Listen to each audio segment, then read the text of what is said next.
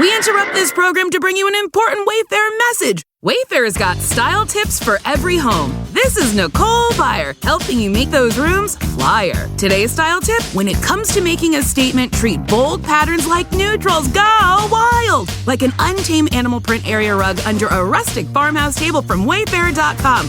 Ooh, fierce! This has been your Wayfair style tip to keep those interiors superior. Wayfair, every style, every home. He was a prison and jail chaplain for years, ministered to inmates. His work took a very dangerous turn and ultimately cost him his marriage. Welcome to the Law Enforcement Today radio show. I'm your host. My name's John J. Wiley. In addition to being a radio broadcaster, I'm a retired police sergeant. For the latest news articles and much more, check out our website, letradioshow.com. In the Law Enforcement Today show, we'll be joined by special guests. We'll be talking about their experiences and issues affecting law enforcement officers, first responders, their families, their community, and victims of horrendous crimes. Be sure to like us on Facebook. Our page is Law Enforcement Today Radio Show. Check out the daily articles on our website, letradioshow.com. And while you're there, download our free app. We are thrilled to partner with Shatterproof at FHE, the world-renowned treatment program for first responders, because at times helpers need help. Exclusive treatment services for first responders who may suffer from exposure to trauma, PTSD, anxiety, depression, and substance abuse. For free 24/7 information, call 833-776-1420. 833-776-1420. That's 833-776-1420, or online at fhehealth.com. That's fhehealth.com. Under programs, you'll find details about Shatterproof. Joining us from upstate New York, we have Tony Spencer on the phone. Tony is... he did prison and jail chaplain ministry work for years. He also was a restaurant manager. He's involved in evangelism, and he's with a group called Umbrella of Truth, and he has a podcast called The Examined Life. Tony, thanks so much for being a guest on the Law Enforcement Show. Very much appreciated. Oh, you're welcome. I'm looking forward to it. We don't get a chance to talk to chaplains who minister to prisons and jail inmates very often. And by the way, I know for a lot of people, the correct terminology, or the politically correct terminology, is justice-involved people and high utilizers. And I use the terms inmates and career criminals. That doesn't mean I look down on people. That's just the term I was raised with, and that's the terms I'm going to use. So I want to get that out of the way right now before people go, oh my goodness, he's so rude. My wife would tell you, yes, I'm rude sometimes, but that's not the case when you have this conversation. All right. Here's why I say that, Tony, and I'm sure you can agree. You know, in policing, 90% of what we did didn't involve arresting people. The 10% that did, even though they're career criminals, the vast majority were not adversarial, were not difficult, were not violent. That was a very small percentage. And I believe in our prisons and jails, a large percentage of people wouldn't be there if it wasn't for alcohol and drugs. They did something incredibly bad. They had five bad minutes of their life, made a bad decision. And then you have a very small percentage that are violent career criminals, and they will hurt anybody any chance they get. Yeah, I agree with that. Yeah, it's a small percentage. So tell us, how did you wind up doing chaplain work for prisons and jails? Well, around 25, I was newly married. I had a young son, and I became a really serious Christian. And right away, people started noticing gifts and encouraging me to get into preaching and teaching, and you should be a minister. So I really embraced that. I felt it was the goal of my life. I found my passion, my purpose. So I got into the church, and I'm a all or nothing kind of person, so I wanted to do everything. So I was in every type of ministry you could possibly think of all the time and working overtime every day. And I just asked my senior pastor, I said, hey, what can I do now? What's next? He said, well, We need help down at the jail. So I went down. There was a ministry called the Golden Key Ministry, and they work mainly in the jails in New York counties and Pennsylvania, I think, too.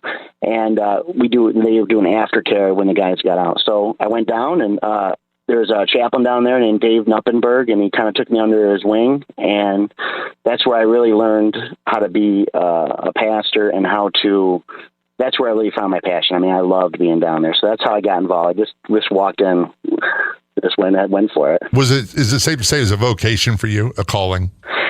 It was, yeah. I mean, it was the most important thing to me. And, like I said, I'm a kind of extreme personality. So if you have to take that in consideration, I don't expect people to be like me. But when you're in there and you're preaching to, 30 people, 3, sermons, or you're doing one-on-one counseling and you're involved in somebody's life, and someone gets out and you're helping them try to stay off drugs, you're getting them jobs, you're teaching addiction classes. It's like you're making this huge difference in the world. You feel like you are. And then it's almost, for me, when you go to work or you go home to your family, unfortunately, I'm not saying this is right, but it felt like I was down from a drug or something. It felt like, well, this is what I have to do. That's what is changing the world. So you felt like you were involved in this huge undertaking that was spiritual and eternal. And then when you go back in the regular world, it was very, very hard for me to readjust to being like just a bit of a manager at letdown. a pizza place. A bit of a letdown, being a family guy and doing these other things. I get a lot of people have this feeling of, and I had some of this with police work. It was my calling, is my vocation, and that's what I felt I was born to do. Yep. And then when I came home, the humdrum of folding laundry and doing dishes and other stuff, there wasn't an adrenaline rush. It just didn't seem vital. I'm not saying it wasn't. It's a vitally important part of our situations, is part of our relationships. It's huge. Well, you understand then, but there's an effect on that on your family, because whether you say it or not, your actions speak louder than words, and your wife and your kids, they feel like we're second, And I didn't see that. I was, we're all human beings. Yeah, cops, police officers, pastors. We're all human beings, and there's mixed motives and everything.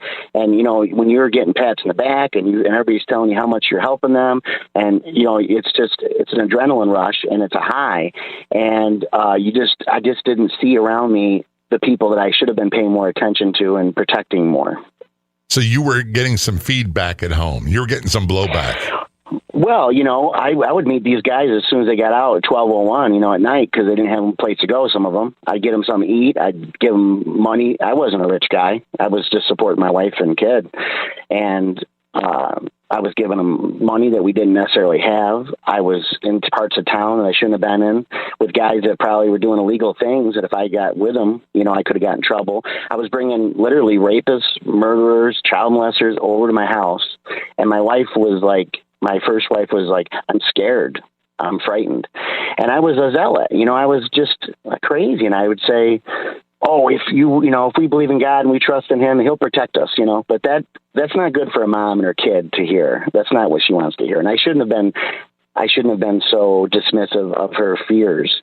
And I was just spending all this time in Bible studies, addiction groups, and it was like, well, what time do we have? And my oldest son, now he's 23, he came everywhere with me, and we were very close, but it was hours of him waiting and listening to me talk, and it wasn't that fun for him. This is one of those subjects where I have to tread lightly, and because it's so easy for being misconstrued. I'm a firm believer in this. People hear what they want to hear. It doesn't matter what you say. And you said earlier, actions speak louder than words. Putting it all in a line and doing what you feel is God's bidding for you, your vocation to try to help people, is admirable. I get that she was afraid. I understand the threat that she may have felt for her safety, for the children's safety, and that she may have felt deprived and maybe even coming in second place. Oh, big time. Well, and considering, too, that I wasn't a very religious person. Up until that point, I was a when we first met, I first met my first wife. I was a heavy metal rocker guy. I just cared about partying and doing drugs and drinking and having this rock star lifestyle. And I wasn't really out to cause trouble or hurt anybody, but I just was not very considerate. And then when she got pregnant, we got married and had a kid, and I thought, well, I got to straighten my life up. I got to be a father. I can't be this irresponsible guy. So I chose religion. I got into Christianity, and it changed drastically my whole life and my whole focus. So you went from one extreme to another. Is that fair to say? Oh, big time. And so I've always tried to understand that. When we return, we're going to talk more about Tony's vocation and the dangerous turns it took. This is Law Enforcement Today's show. We are going to take a short break. I promise you. We'll be right back. What makes Shatterproof a very unique program is it's one of the only programs in the country that first responders can go to that is 100% all first responders. Everybody's in pretty bad shape when they get here. And then 30 days later, when you can see the transformation and the difference in people when they've had 30 days of counseling, working with therapists, working with a psychiatrist, getting the neuro treatment. The transformation that happens with the clients is really humbling to be able to work around and see, because people are getting better here. And it just shows that there's a need for the first responder community to deal with behavioral health issues and take them seriously and offer treatment to people that may need help out there. For free 24/7 information, call 833-776-1420 or online at fhealth.com.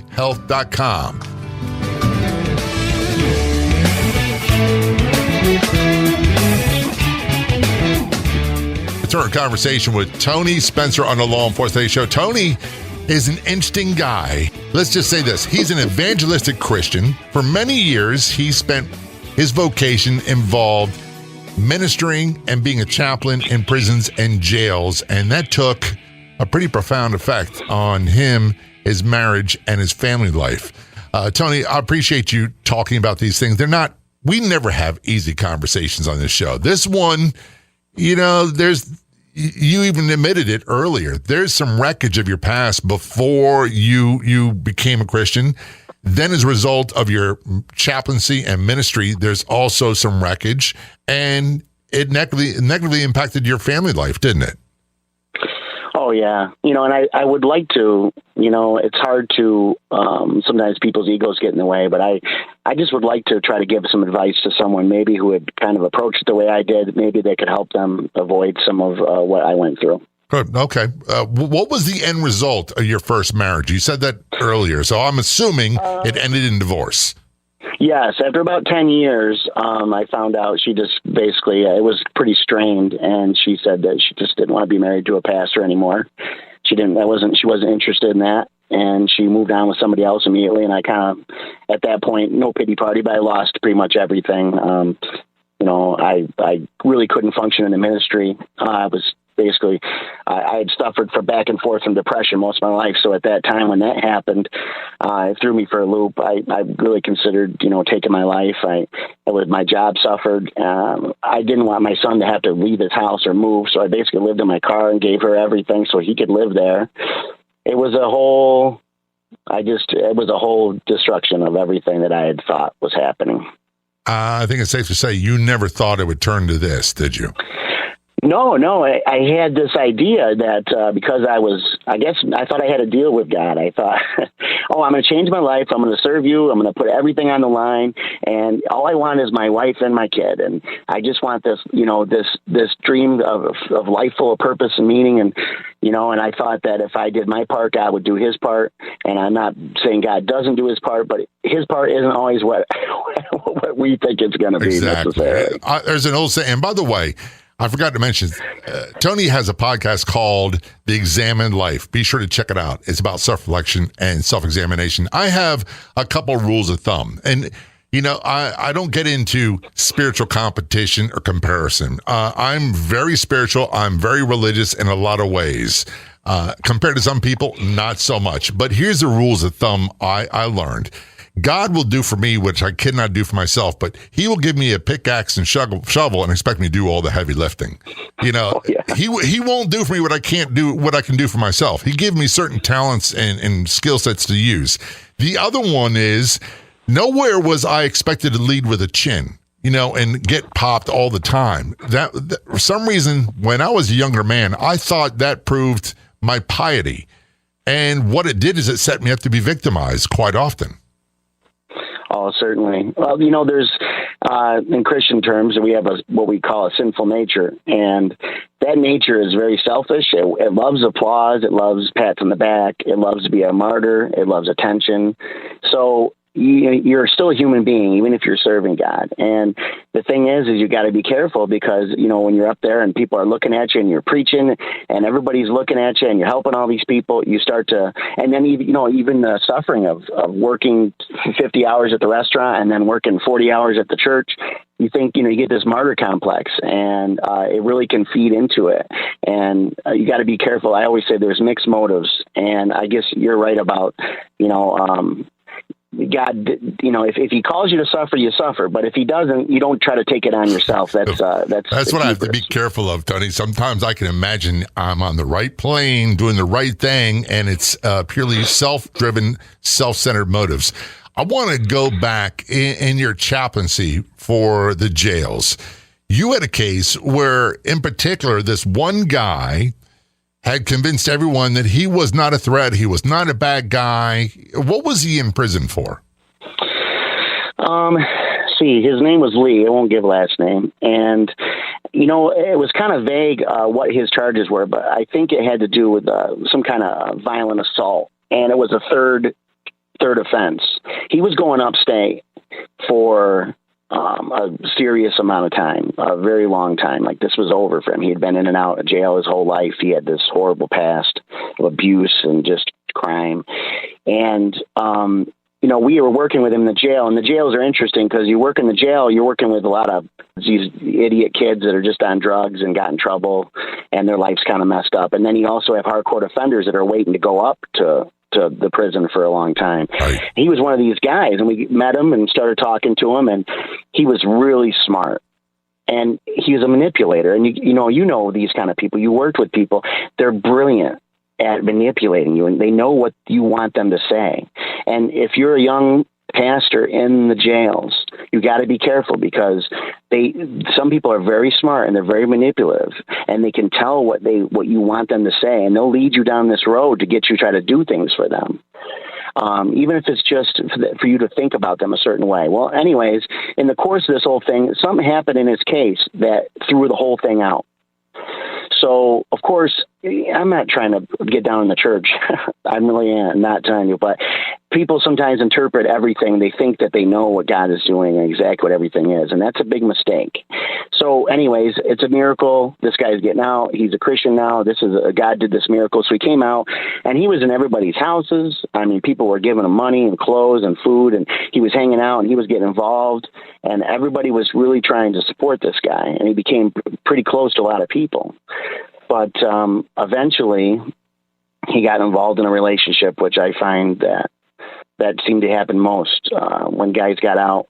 I worked with girls too, but mainly the guys, when they got out, they loved God until they found a significant other. A lot of times, and so I don't want to sound jaded, but that's kind of what happens. Their affection really wasn't for a higher power, for God. It was for loneliness. And then when they find somebody they think completes them. So now anyways, he got involved with this girl, and then he kind of just went wild, and then she did something he didn't like, and he ended up stabbing her and killing her. And he was on the run. And so I had just gotten, just going through the divorce. We were separated. I was hoping to get back to my wife, and I was living in this apartment over on this weird side of town. And, I was kind of working things out, and I got a call, and it told me that he was on the run and everybody's looking for him. I said, all right. So there was a knock on the back door, which was strange. So I kind of went back, and it was him, and I was scared. I mean, I'm not a wimp, but this guy is a seriously violent person. And so I was worried, but I opened the door and I asked him what he wanted. He said, listen, I need some money. And I didn't know what he was going to do. And I've always kind of looked back on it, I'm a little ashamed of my cowardice, but I said, well, listen, I'll give you money. I'll give you I got $20 on me. I'll give you $20, but I'm going to call it. I said, you got to turn yourself in. As soon as you leave, I'm going to call the police. And he said, okay. So he left. He gave him the money and he left. And then I called the police and they ended up catching him. But man, it was a scene. I mean, we're going to take a short break. We are talking with Tony Spencer. There's more to his story as being a prison or jail chaplain and his ministry and how it affected him and cost him his marriage. This is the Law Enforcement Today Show. Don't go anywhere. We'll be right back.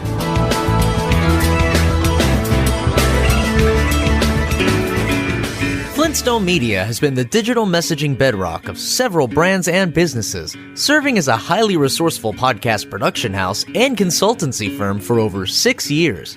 Work with a leader in the industry and add a new podcast to your brand's content offerings. From show development and setup through recording and distribution, Jemmy will lend her experience launching dozens of podcasts and producing over 1,000 episodes, making creating your show a simple and easy turnkey process for you. Visit flintstonemedia.com for podcast samples. That's flintstonemedia.com. Miss an episode of Law Enforcement Today? You don't have to anymore, because now you can listen to it on Podopolo, the free new app that makes listening anytime, anywhere so easy. Catch up on shows you've missed and chat with John J. Wiley right there too. Download for free on the Apple or Google Play stores. That's Podopolo. And John J. Wiley wants to hear from you inside Podopolo.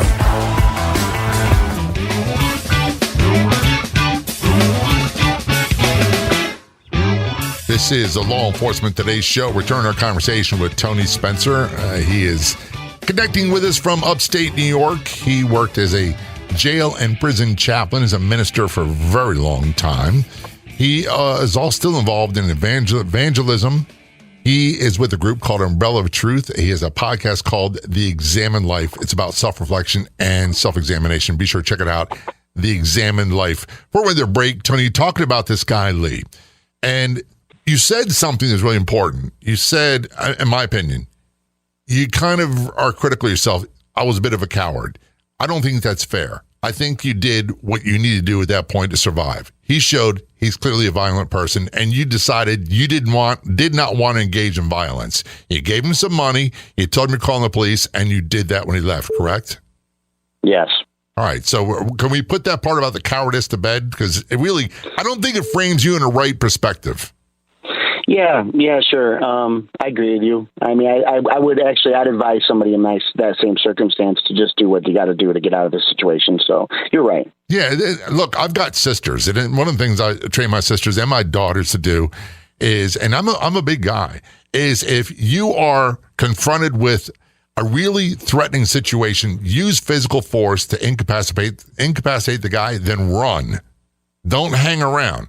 Use whatever you need. And by the way, the most important weapon you have is your brain. Use your brain. If your brain tells you, I'm not going to fight this guy, I'm going to give him $20 and I'm calling the police, I think that's a smart move. Well, I appreciate that. Thanks. So he left. You gave him some money. You called the police. Was he apprehended shortly thereafter? Yeah, he wasn't gone for long. They finally found him. But, I mean, the scene when they found him, he acted like an animal. Apparently they had him in the cell. He was throwing his feces at everybody. I mean... He just turned into this wild animal, and it was so startling to see someone who is, you just thought one thing, and then to see him act like a raging animal. But last time I knew, he was in Attica, and actually seen him when I was visiting a different prison inmate. He was there, and I said hi to him, but it was a different demeanor. There wasn't anything to get from me or anything else. So he was very cold, very cold. He didn't need you anymore. That's right. And that's the thing is that another victim of this thing, of course, my family suffered because of my own actions. But, another thing I think ministers and people in this have to understand is that you go in with an ideal and you go in with the think you know everything. And then you get hit again and again and again by people lying to you, people returning. I mean, I don't know how many times the guys came back over and over and over again, people getting out. I literally, just myself, not just the whole ministry, but I mean, got hundreds of guys to go to church and none of them stayed. Very rarely does anybody. So I'm not saying people don't change your lives. I'm just saying I got an appreciation for the ones that really do.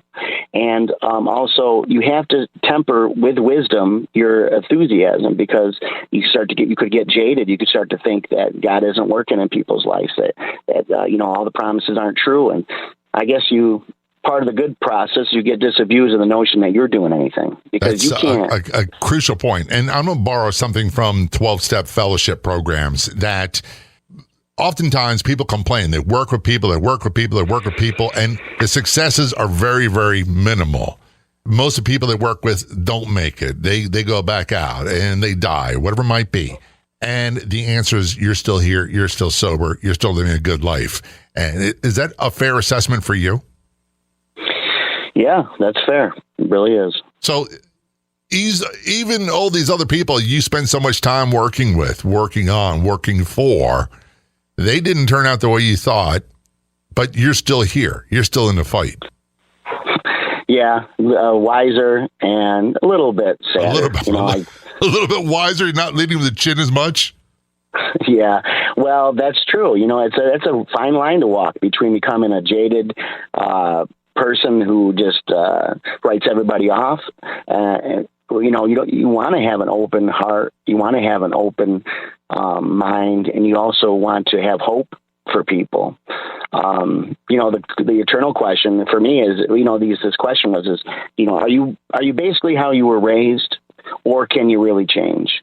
And I think that, I think people are more how they were raised than I used to think they were. But there's a few out there, you can't ignore them, that literally changed. And I got a lot out of working with people, and I learned a lot about God and myself in that. So there's it was a lot of people that change their lives, that truly are rehabilitated, and they made choices. Here's where it boils down to. I believe each of us has to make a decision. Is this path I'm going on in life the one I wanted? Is this the one I work for? And if the answer is no, then I have two choices: continue on to the miserable end, or do things differently. That's it. Yeah. Well, I also found one of the biggest lessons I learned, and I would pass this on to anybody who wants to be in ministry, is, trust that what you believe is true, but also look for the people that are wanting to change, the people that need help. Because, everybody seems to be trying to pack people in churches that don't want to be there, get people in Bible studies that don't want to read, help people that don't want to be helped. And nobody's helped by any of that. I think things are worsened by that. Did you go through more incidents like this? Like there was this character, Lee? Oh, yeah. I mean, I had guys steal from my house. Guy stole my kid's bike. It's kind of, you got to laugh sometimes. Tell you a funny story if you want. Yeah. Just to give you an idea. So this guy gets out and he goes to one of these little houses that has 3 bedrooms, and they all share a living room and a kitchen. So it's like a halfway house. And so I go there when he gets out, and I am asking him, I say, hey, what would you like to get you for groceries? Make a list. So the other 2 guys, I don't even know who they are. They out of jail from somewhere. And I've been working with this guy for months. So they hear me. So they come up, and I give him the guys give me a list. He says, hey, if you buy me some soda, I'll come to church. To this day, I don't really remember what I probably bought it, knowing me. I probably bought the guy soda, but I was always thinking back on that. It's just, that's a lot of how you're treated. It's about what you can do for them. Can you contact this person for me? Do you have money? As soon as you stop doing stuff for a lot of people, and that's kind of how you can tell. You don't have a magic wand beforehand. I think that's a danger too. You can't always tell with people. But I should have told him, hey, I'll give you soda, but you can only drink it at church. That way he'd actually come to church to drink his soda. But, that's how. I had another lady, her name is Mary. What a good girl. I mean, she was young, early 20s. She was a nurse, got in trouble taking drugs and got hooked. She got fired and lost pretty much everything. Had a little girl, and she come to the jail, and she worked with her. I got her a job. But then she ended up, her son being with some loser that hit her in the head with a baseball bat, cracked her head open. So she missed the job. So she lost that job because she was in the hospital. And then she just couldn't get off drugs no matter how much hard she tried, and she ended up overdosing. And another guy named James, when he was in there, he was a smart guy. Great to talk to. I talked to him for hours, for months and months. Every time he'd get out, though, he'd get back into taking meth, and he'd be crazy. If you seen him in the street, he'd run into the woods. He thought he the FBI was chasing him. He was just crazy. And eventually he just couldn't take the shame that he couldn't get off this drug, and he hung himself. Yeah. And that's just like, there's 20 other stories like that. And That's the reality, the stark reality. One of the other sayings I have is people in particular that have problems with substances, whether it be alcohol, any kind of drug, look, if they're breathing in and out, there's still hope for them. Don't judge them by their past failures. The miracle might be 5 minutes away, we always say. However, many of these people, they wind up in jails, institutions, or death. And there's no way of sugarcoating this. One of the things you said that I think is very important, I want to be judged by my best behavior in the worst circumstances, not my worst behavior where I have 2 or 3 bad minutes of my life. And it's so easy to judge people by a few minutes of making bad choices. So all those people that I gave sodas to, or back when I used to smoke, give a cigarette to, whatever it might be, it didn't matter if they turned around and they did drugs afterwards, or they did robberies, or whatever it was.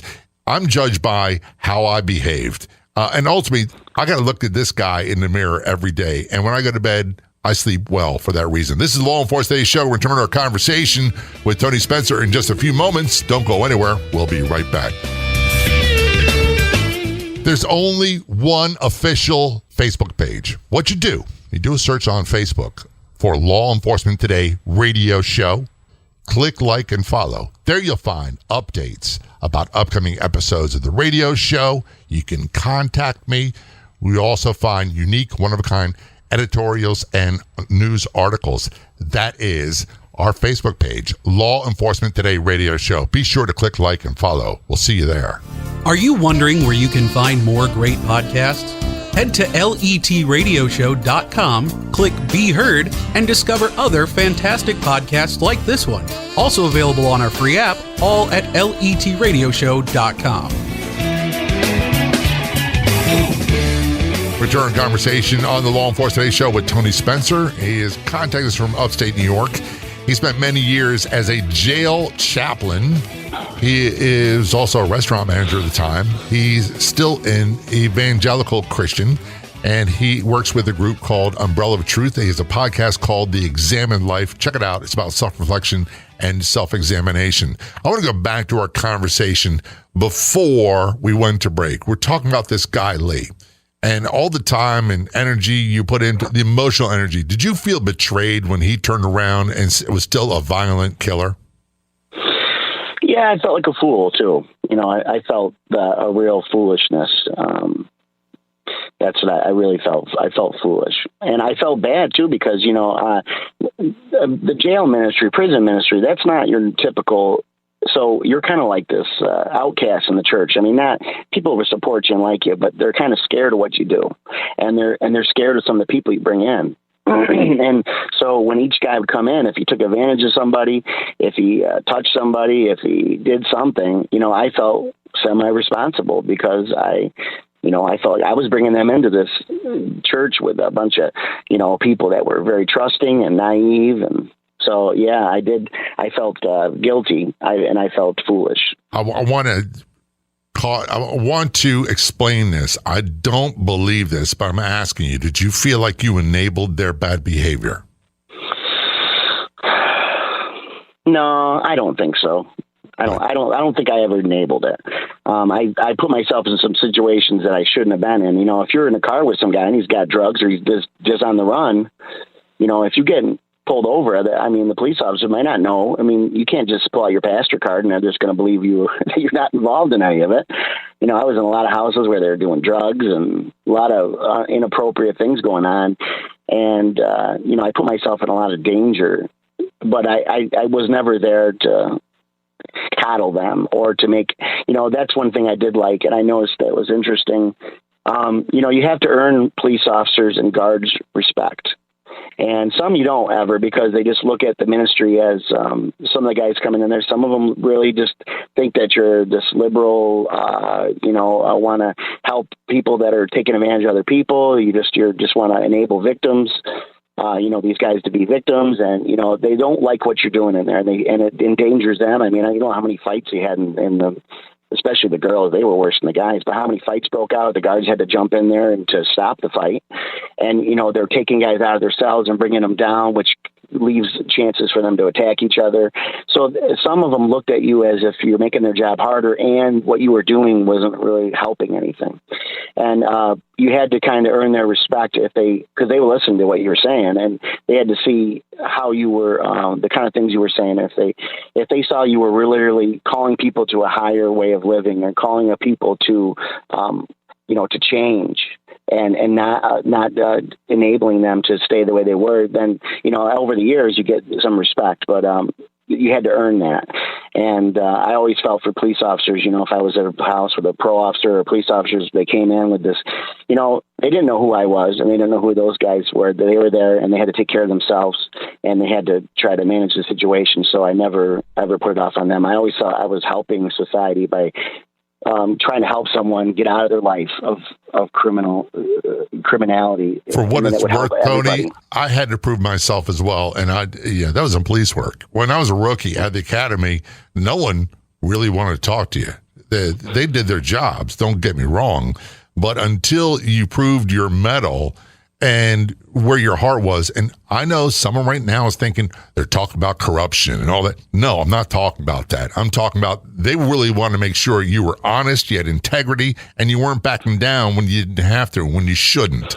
That's what they're looking for. And when you earn their respect, you had it until you violate it. And don't ever violate it. No, man. When I earned some of those guards' respect, it meant a lot to me. It meant a lot to me because they didn't give it easy, and they'd seen the worst. I sometimes guards get bad raps. They really do. But, man, I tell you what, that is a hard, and a police officer, too, what a hard job to be involved in some of the worst behavior in all of life all the time. Well, be locked in this crazy. The thing about the corrections officers, and I say it all the time, I couldn't do it. The noise alone would drive me insane. At this point in my life, I couldn't handle it. And it takes someone as a very special person that does that because it's them. They don't have any weapons, and they deal with inmates all the time. And they deal with the worst of the worst. At least with police work, I got a chance to get a break every now and then. Yeah, you're locked in there with them. It must be. I know when we go down and do one-on-ones, which is the counseling, and usually it was guys that would put in to talk to a minister, or you call somebody down if they knew you, and then you were in this little booth and you were divided each side. And I don't know how many times I'd be in there waiting for them to bring somebody else down. Sometimes hours you're in there, and somebody would be freaking out, going crazy. They would just throw them in the other booth with me. He'd say, Tony, talk him down, calm him down. Yeah. It would be somebody that's not interested in talking to a minister at all, but they're some of the most interesting conversations. So going back to your earlier part of the conversation, while you're doing this, you're married. You have children at home. And it was starting to really have a profound impact on the quality of a relationship at home, didn't it? Oh, yeah. Yeah. I mean, listen, you got to spend time with someone, and you have to have similar interests. Your life had to be going, and this is something in the ministry, they talk about this, and this isn't anybody's fault. I took it, but I would warn people, if you're going into something like this, if you're a young minister, don't take responsibility, don't take position until you're older and wiser. And because, they say that your wife should be on board, that you really can't be a pastor without your wife being there. And that is true 100%, because, if you're running around doing your thing, but they're not supporting you, you're just separate all the time. And if you don't have a life that is going in the same direction, you can't possibly be close. And she was telling you she had concerns, she was fearful? Oh, yeah. But she wasn't a very outspoken person. And so she would say things, but I was so hard-headed and so fixated on my purpose and meaning that I thought I really couldn't hear the extremeness of it until she was done. And we even did marital counseling just with our pastor, but I didn't even think that was serious either. And he was as kind of blind as I was.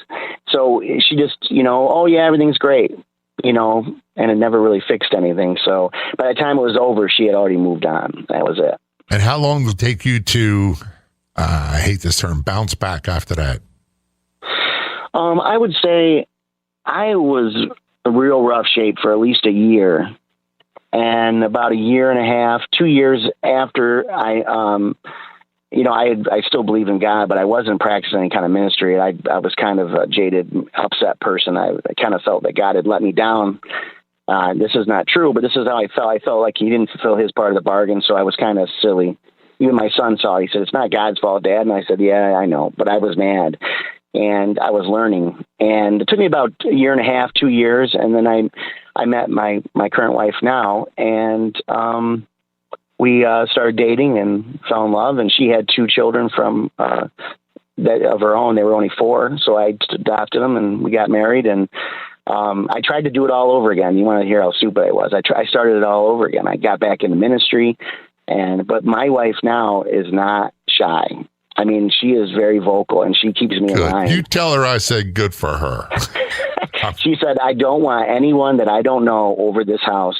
So she was able to draw boundaries and tell me when I was going crazy. We've got about 90 seconds left. I want to really quickly cover your podcast. What is it called, and what is it about? Well, it's really, when I did those one-on-ones, I used to talk to people for an hour, hour and a half at a time for months. And we used to get into the most interesting, detailed conversations. And I've always been fascinated by why people believe what they believe. What do they think about their own thoughts? How do they come to conclusions? What standards do they use for their morality, for their purpose, their meaning in life? How do they deal with thoughts and emotions? It's a real deep dive interviews I do. They're about an hour to 2 hour long.